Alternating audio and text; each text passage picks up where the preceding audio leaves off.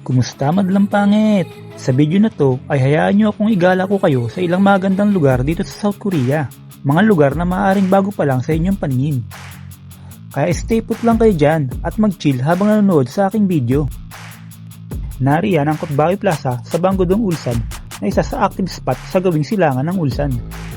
Masaya dito lalo pag summer. Sa dami ng tao ay isa itong favorite spot for picnics, camping, fishing at marami pang ibang event. Nandyan din ang Banggujin Breakwater at katapat nito na Suldo, na sikat din sa outdoor activities gaya ng fishing, walking or jogging, biking at talaga namang magandang tourist attraction lalo na sa maganda nitong sunset view. Kung babaybayin mo ang gilid ng Suldo ay makakarating ka naman sa Dewangam na isa pang sikat na tourist spot at tinuturing na 13 scenic spot sa Ulsan, isa sa pinakamagandang coastal spot sa South Korea. Dito ko din natagpuan si Shenlong at sinubukan kong humiling sa kanya. Pero sa kasamang palad ay hindi ako napagbigyan. Panoorin nyo ang dahilan kung bakit. Dito ko din first time experience na mapasabak sa medyo matinding ahon. Hindi naman ito grabe para sa iba. Pero sa tulad kong baguhan ay talaga namang sobrang hingal ko dito sa ahon na ito. By the way, nagpi-fishing content din pala ako minsan. Ako nga pala si Pobreng Pangit. At kung trip mo ang ganitong klaseng content, tara, samahan nyo ako at magpagulong-gulong tayo. You wanna get away, you better get in line. Won't go another day of wasting any time. I've got a lot to say, can't hold it in this time. Got no filter, I got no filter. No filter, I got no filter. No filter, I got no filter. No filter, I got no filter. No filter, I got no filter.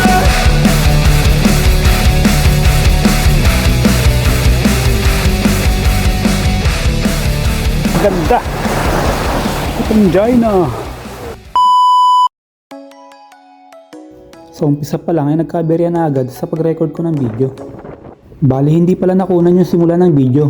Parang nasa 2 to 3 km din ata yung hindi na-record. Parang kusa atang nag-jump yung recording ng camera ko. Kasi after naman nun ay automatic naman na itong nag-record, which is yung nakikita yung video ngayon. Well, the show must go on, kaya hinayaan ko na lang at tinuloy-tuloy ko na lang ito. Una kong pinuntahan ang Kotbawi Plaza na isa sa magandang spot para sa walking, jogging at biking. Ginagamit din ang lugar na ito para sa iba't ibang gathering. Minsan ay picnic ng family o kaya naman ay banding ng magtotropa. Kung gusto mo ng solo lang na tipong gusto mo lang mapag-isa at lumanghap ng sariwang hangin, may mga nagka-camping din dito. Ang mga Koreano pa naman ay mahilig mag-camping, magluto ng samgipsal o kahit anong ihaw-ihaw dyan sa tabi-tabi, tapos sasabayan ng inuman.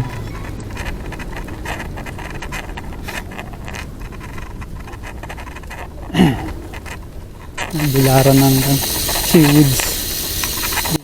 Mula dito ay nagpatuloy lang ako at nagpagulong-gulong hanggang sa makarating sa isang bahagi ng lugar na ito. Ang sarap talaga pagmasdan ng dagat habang nagbabike ng dahan-dahan. Pansamantalang nakakapawi ng problema at stress. Dito ay nadaanan ko din ng isang grupo ng nagpipishing. Mukha silang foreigner din sa lugar na ito, kagaya ko. Namimingwit doon, mga Vietnam, Indonesia. Mga Indonesia yata, mga Pinoy. Ay, hindi. Oh, ayos ah. Nakahuli kaya. Nang marating ko na hangganan ay umikot na ako pabalik at patuloy lang ulit sa paggulong-gulong tungo sa susunod na destinasyon.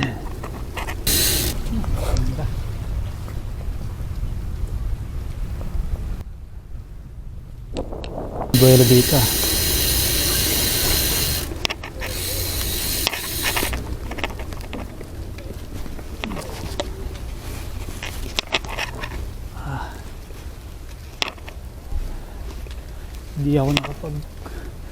Hindi ako nakapagpalit ng cambio, gagi. Ay putik, nakalimutan ko pahon pala at biglang likodan. Mali. Hindi agad ako nakapagpalit ng cambio. Nakapagpalit ng Mabuti at cambio. maiksi lang naman ang ahonin na yun. Anyway, tinuloy-tuloy ko lang ang paggulong-gulong ko sa kalye na ito Dito, palis ko. hanggang sa maka-encounter ako ng ahon. Maiksi lang naman kaya okay lang. Dagdag exercise din ito, sabi ko na lang sa sarili ko. Tapos may lusong at pagkatapos ay may isa pa ulit ahon. Mas mahaba ng konti kumpara sa nauna. Tayo dito. Dito tayo sa kanan. Mga hunting tayo ng mga namimingwit. Dito sa kanto na to ay lumigo ako pa kanan. Dito kasi ang daan patungo sa susunod kong ruta. Delikado. Makapansin din dito ang tabing dagat. Masarap din maglakad-lakad dito pampalipas oras. At isa pa, may mga spot din dito na pwede ka mag-fishing. Palagi nga lang maaalon sa area na to, kaya hindi ako ganong pumesto dito sa pangingisda. Natin.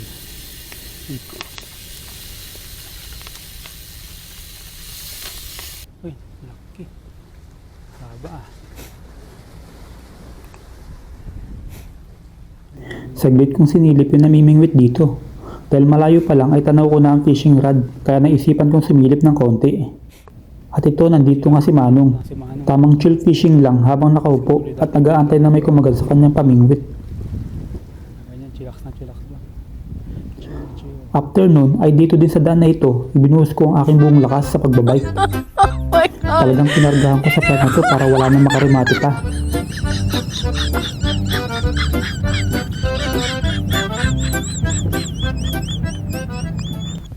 After kong mag-all out ng lakas ay nakuha uli ni Manong ang atensyon ko. Akala ko ay makakahuli na siya, kaya naman inabangan ko muna ang pag-reel sa kanyang fishing rod. Kaso walay. Better luck next time, Manong. Dito sa mga pasyala na ito, may mga dito. At patuloy na nga ako nagpagulong-gulong. Toilet. Ayun. Big toilet. Dito pala sa Korea, may mga public toilet ka makikita sa mga pasyalan at mga park. Libre lang yan, madlang pangit. Mga wala siguro to. Walang bayad yan. 400 meters. Minsan yung iba, may mga tissue pang libre. Hanggang doon sa Kaya naman tower, komportable ka kung sakaling tawagin ka ng kalikasan ng Ito di rin marami inaasahan. na mga namimingwit. Ito dito mga to. Dami dito. Ayun, sa may barge na yun. No? Dami to. Wala na yung mga malalaking barko dito. Dumaong pumalawot na dati. Ang dami. Nung isang last week ang dami. Medyo maganda na siguro huli sa laot. Wala na. Sipon talaga ako. Kapag ako lumalabas magbike ngayon, kasi lagi na ako sinisipon. Dali ko na magkasipon. Medyo malamig pa kasi. Hindi pa talaga summer. Pero ito yung panahon na kasapang magbike. Hindi mainit, hindi malamig. Sakto lang. Ang lugar na ito ang isa sa favorite kong spot sa pamimingwit. So, Kadalasan, dyan ako pumipesto sa left side. Mga 10 meters siguro mula sa tower na yon. Dito ay inakyat ko itong parola para makasipat na magandang view. Sayang lang at ngayon ko lang naalala, dapat sana ay naglakad ako paikot dyan sa taas ng parola habang nakabidyo para sanang naka 360 view angle ako. sa Di bale, may next time pa naman.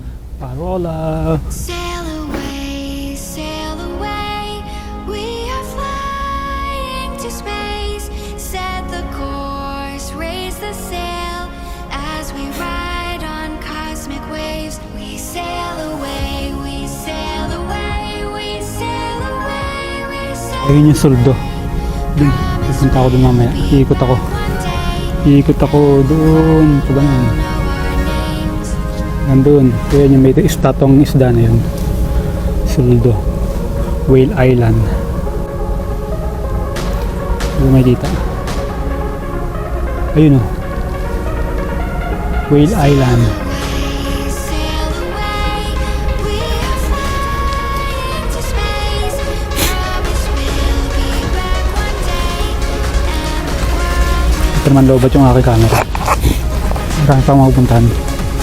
Kalimutan ko yung relo ko.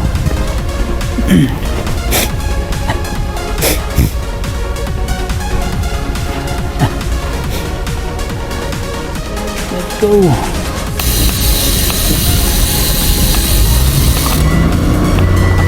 Nag-cooks pala, nag-cooks. Pupo pala sila.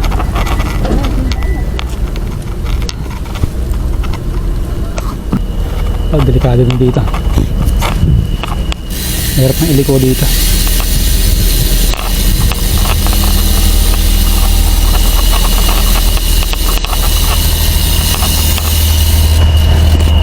Ito doon ako dumaan eh.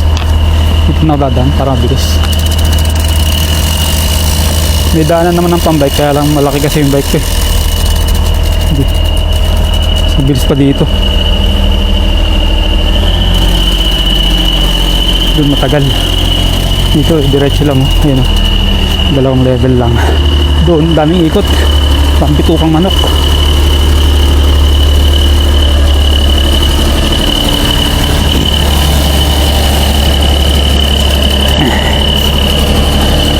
Let's go!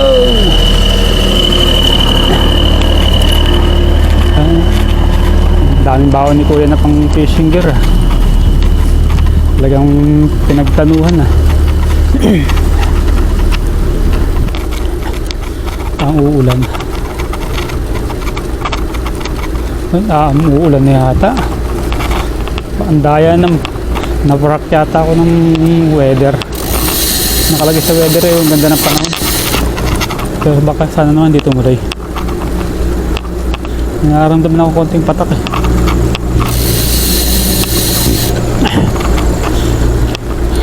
Ayun nyo kaya to. Ang sarap yan ah. Parang yun. Huwag kang bibitiw bigla. Tikit ang iyong mga mata.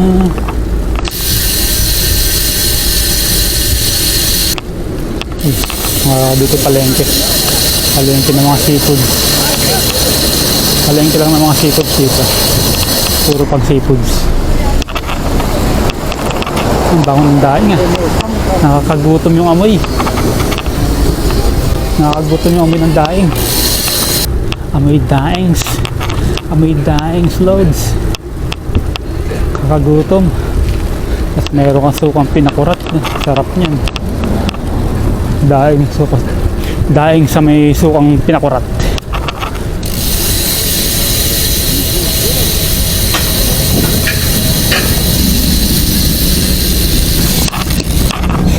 May daan kaya dito?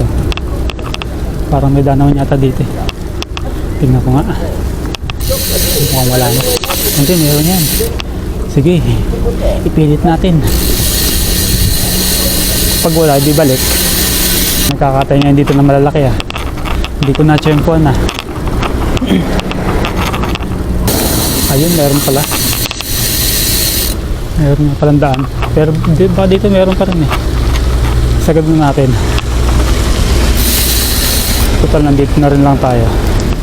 Sagad na natin yung pwedeng puntahan dito. At pili ko na tayo dito. Pero alam ko meron pa dun eh. Pero dito na tayo. Para masaya.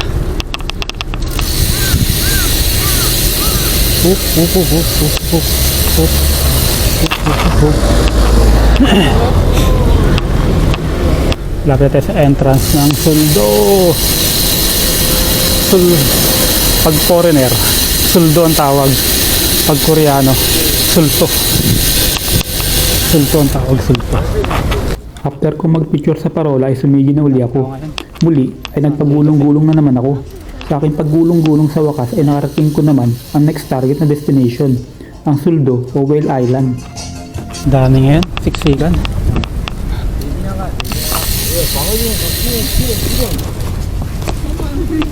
Dito tayo sa picture tayo dito.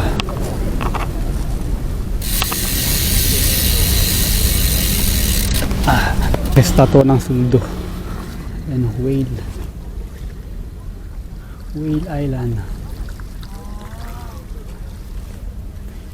Shoutout kay Gon, nandito na ako sa Suldo, sa Whale Island.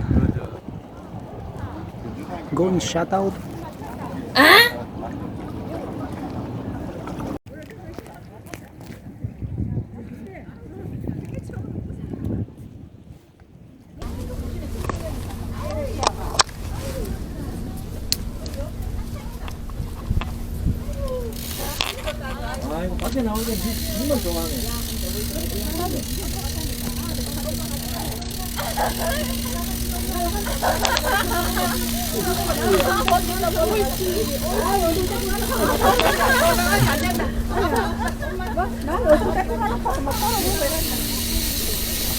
Gusto sumama ng aso sa iba. Nalilibang siya sa mga tao.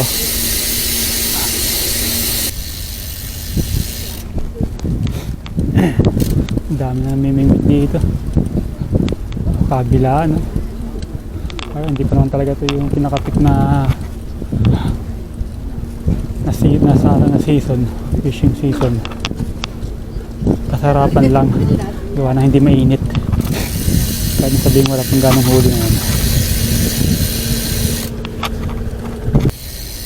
Ang ganda, Putanjay na, ang ganda.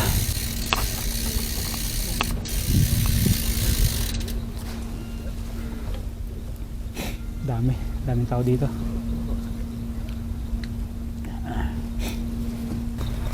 Daming tao. Yung araw ay magpakita yung araw.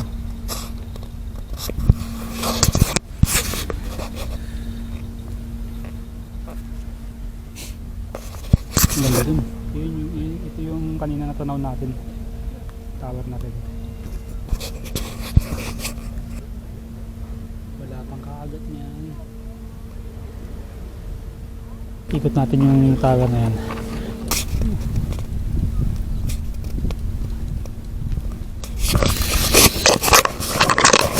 Dito may CR din dito. Public toilet.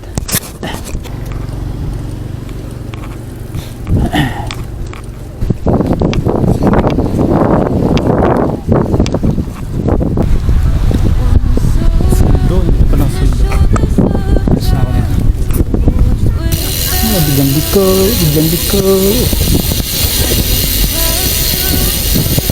Ang ganda. Putanjay na, ang ganda.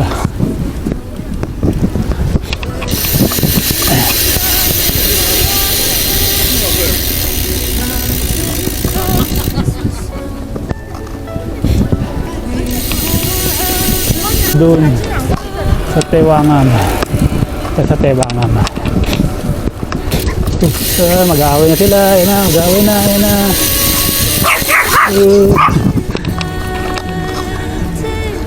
Hindi tayo mag-best friend. Sa part na ito ay may konting ahon. Kapag ito papunta sa susunod nating destinasyon, ang Dewangam.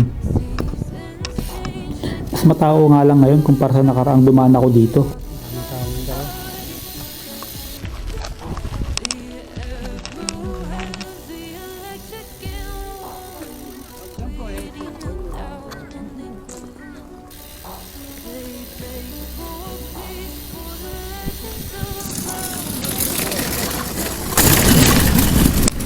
Nakita niyo naman ang ganda ng garden dito. Libre lang dito yan. Walang entrance fee. Walang ecological fee. Dami mga turista. Taga ibang malalayo siguro to. Mga taga bandang Seoul siguro to mga to. Ako mahirapan ako din palang dumaan. Ito. Nabato. Hunin lang. Kaya lang. Dito may lihim na lagusan na. Dito natin. Ay. Meron pala tao. May tao pala.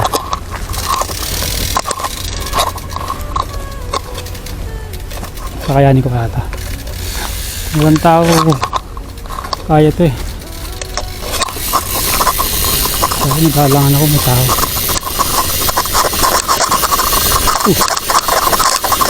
Sige na natin. Nalibitin na kami ito. Bitin na.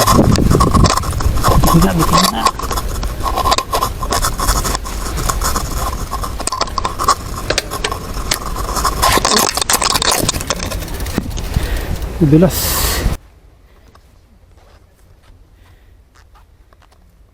Babayin ko na lang. Muntik na ako madisgrasya sa part na ito. Dumulas pala yung grip na pang handlebar na isinalpa ko sa aerobar. Sa aerobar ko kasi nilagay yung brake at cambio ko.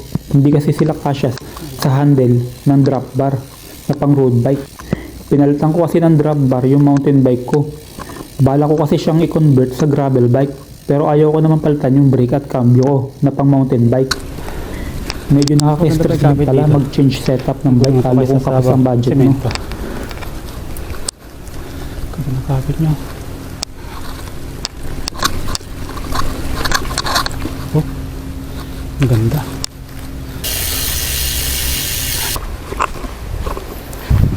Walang himingwit ngayon ah. Kaya pa ngayon dito. So, may mga tao na doon. Ganda dito. Ang ganda. Putan China. Putan China.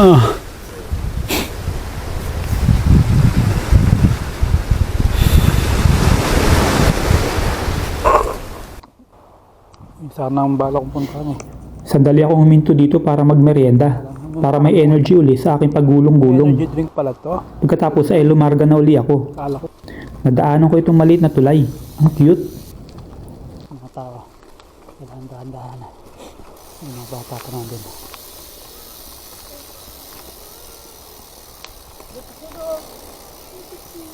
Naramdaman ko na tumalbog naman ang gulong ko.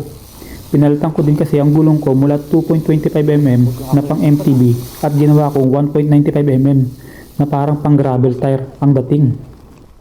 Ang ikinabit ko ay yung medyo makinis ang gitna na may konting ngipin sa gilid. Building dito. Nung pag-uwi ko na lang na-realize na nalimutan ko palang i-on yung shock ng fork ko. Tinanggal na nilagay. Kaya pala ang lakas ng tumalbog kapag nadadaan sa batuhan.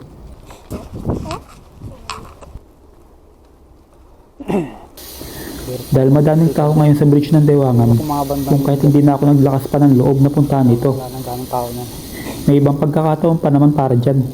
By the way, kumuha nga pala ako ng sample pic sa Google para makita nyo din. At may idea kayo kung ano ang itsura ng dinarayong Dewangan dito. But something deep inside won't let me quit. I swear that I'm inspired by all this shit. Tell me that I can and I won't. That's what guides me the most. Your lies, I'll do what I want.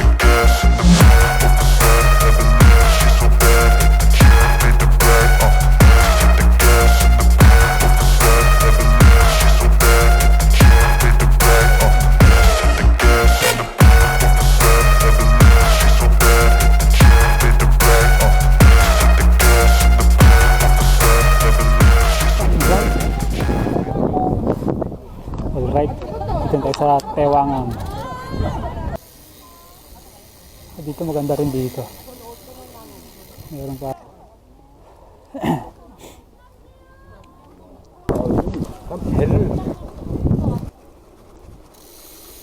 Up.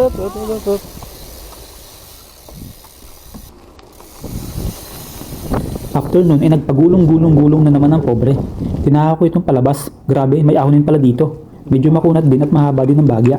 Para sa akin, medyo mahirap na ito. Pero sa iba, ewan ko lang, baka manilang ito sa kanila. Pangalawang beses ko nang umahon dito. At ang masasabi ko lang, Kaya yung putan Jaina, ang saya.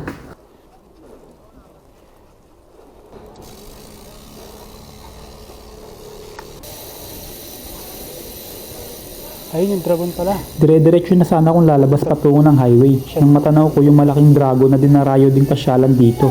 Kaya naman dinaanan ko na din para dagdag tambay points. Ang disenyo ng dragon na ito ay hango sa alamat ni Haring Munmu ng Sila na kung saan ay naging dragon ang kanyang reyna para bantayan ang East Sea. Dragon. Na. Laking dragon no.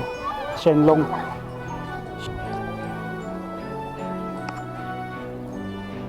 Shoutout kay Goku. Kasama ko na si Shenlong. Hindi ako pinayagang willing. Kulang yung Dragon Ball ko. Dadalawa lang daw. Paling pa yung isa. Nande? Goku, nasaan ka na? Labas mo na yung Dragon Ball.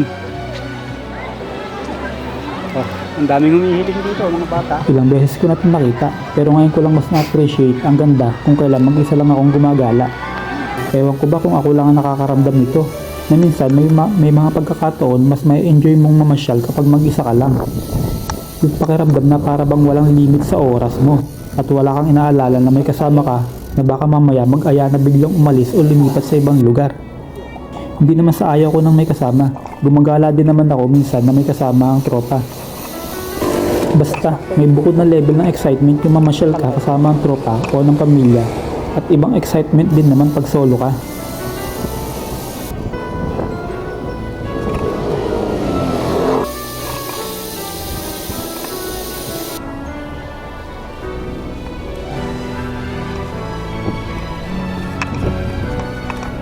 Dito tayo.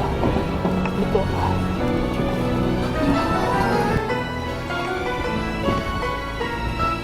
Wala kakayanin dito.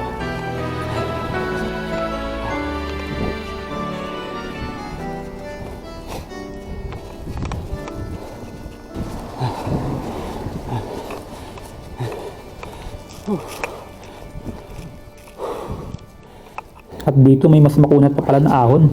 First time ko lang ahon dito ng nakabike. Nakadaan na din ako dito dati pero naglalakad lang kami nung kasama kong mga tropa. Grabe. Kakargahan ko ulit sana dito, kaya lang naisip ko wala namang kalaban kaya wag na lang.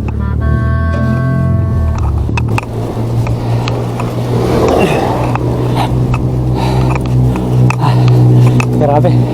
Napalaban ako dun sa ahon na yun.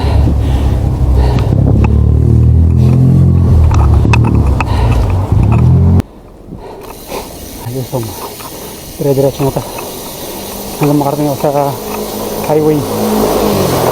Ganda.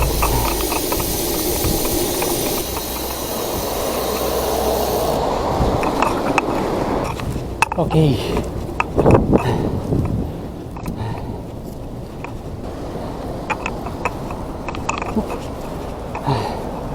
Statue of Lion. Sa Baguio ay may Lion's Head, dito sa Korea meron din. Buong lion pa, maliit nga lang. Ba? Grabe. Alright. Dito na ako sa Statue of Lion. Yun.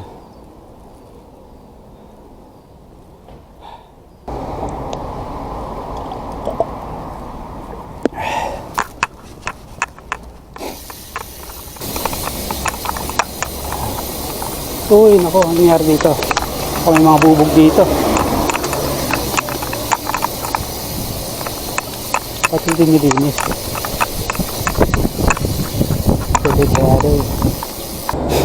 Halos madikit ko na pala eh. Kaya lang, didiretso pa ako doon sa baba para mabuo ko yung banggo ng loop na tinatarget ko. Dito lang pala, naka 10.9 miles pa lang ako. Ilang kaya sa kilometer yan. Yung building na yan na nakikita nyo na yan pagtawid, dyan yung dati naming dorm. Siguro nasa 3 years din akong tumira dyan. Hanggang dito lang naman ako. Para sa mga foreign workers talaga yung dorm na yan na nagtatrabaho sa Nipo Dito na sa ngayon Tulay. ay Hyundai Heavy Industries Nasa may na. dilaw na yan. Bali nag-merge na Malapit kasi na yan. ang dalawang company. Iba't ibang laya ang nakatira dyan. Bali 3 building yan lahat. Yan talaga itong hindi ka rin pwede pala mag-aerobar dito. Matagtag. Hindi siya finish na finish. Dito habang nag-bike kasi ako, ng mga ay may kanata, bumati sa akin mga grupo ng mga puno. kabataan na nag-bike din.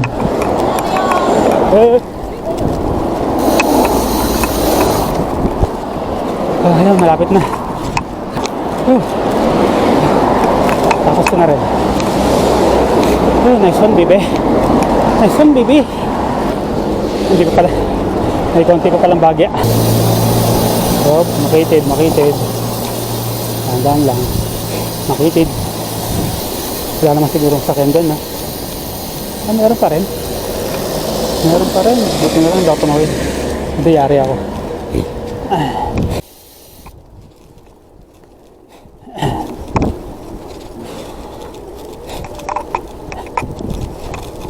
Ikaw ang liwanag sa dilim.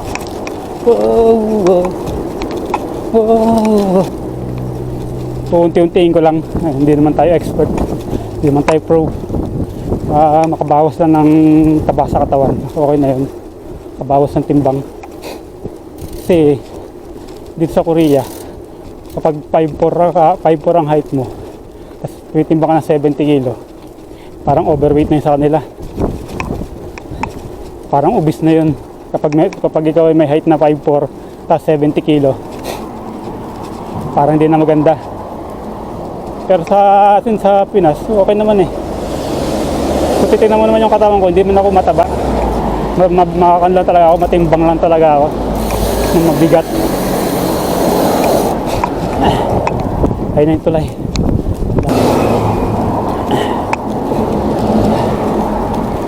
Malapit tayo sa final waypoint. Yan yung final waypoint natin, yung tulay, para matapos natin yung kan. Hindi, kailangan pa pala natin bumalik sa pinanggalingan natin para matapos natin yung loop. Para matapos ko pala yung loop, ako lang. Okay, dito tayo. Tapos na yung loop. Babalik na tayo nyan. Balik na tayo nyan. Alright. Alright, final waypoint na. Yung tulay. Ayun na yung tulay, oh. Pero yung pa pala, meron pa pala isang una-unang tulay. Hindi ko napansin. Ah, hindi. Tama yata to. Parang tama. Hindi natin sure. Okay na yan. Balik na tayo. Dito sa right side ko, ito yung main gate ng company namin. Yung isang gate na daanan natin kanina. Tapos meron pang isang gate dun sa may bandang taas. Medyo malawak din kasi yung company namin. Pagawaan kasi ito ng barko. Ahon ulit dito mga pangit. Ito pang isang last ahon para makauwi na. Matapos ko na din ang loop na tinatarget ko. Starter pack pa lang tong loop na to. Total hindi naman tayo pro. Ordinary biker lang naman tayo. At yan na muna para sa episode na to mga pangit. See you sa next episode. Ako si Pobreng Pangit. Kung nagustuhan nyo ang ganitong klaseng content, edi tara samahan nyo ako at magpagulong-gulong tayo.